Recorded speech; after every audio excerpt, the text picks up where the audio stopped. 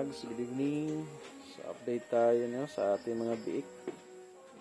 Mga biik na nagtatae. So pang 3 days na nila ngayon mga kahags. Di pa rin sila na gumaling. So medyo okay naman sila.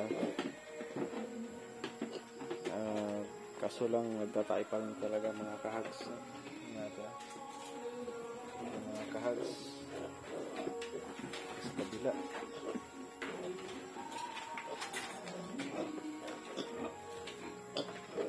Yan mga kahags. So nagtatae pa talaga mga kahags. So yung ginawa natin mga kahags na nag-apralite tayo sa kanila. Ngayon, ang ginagamot na naman natin mga kahags is yung inahin. So nag-ano tayo ng amoxicillin sa kanila, sa kanya. Ng amoxicillin. So nagana tayo ng antibiotic na hinahalo lang natin sa pagkain ng inahin, yung powder. At saka nagbawas tayo ng pagkain. Nagsimula kasi ito mga kahags, yung pinapakain ng kasi sa kanya dati. Mula mga half kilo, ginawa kong 0.8 per meal, 3 times a day. So yung nakita ko kasi sa inahin medyo namayat siya, kaya ginawa kong 1.1 per meal, 1.1. Kaso lang mga kahags, after mga 3 days na nag-increase ng pakain sa inahin, biglang nagtatay yung mga piik niya. So, ganyan yung mga tae niya. Yung dumi. So, yan. Nagdudumi na naman. Kawawa na yung mga piglet natin, mga tags. So, kaninang umaga, medyo matamlay sila. Ngunit,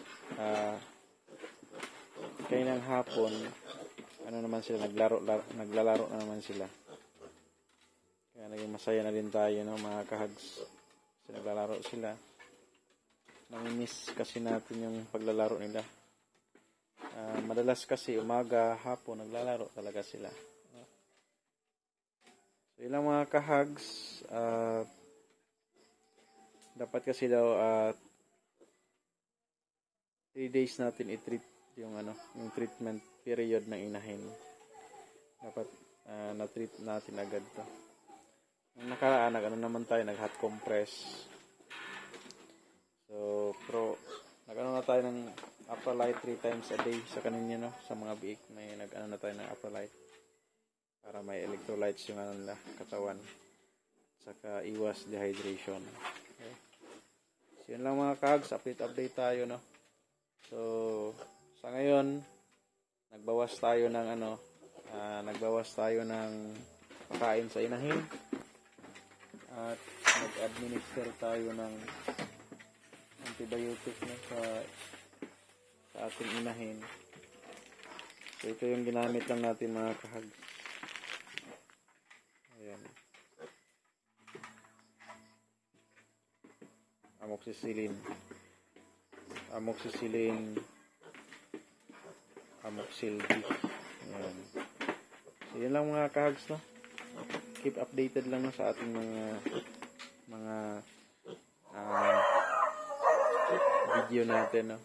So wala pa man nakapag-subscribe, i-subscribe naman sa YouTube channel natin for more updates. Maraming salamat mga kahags.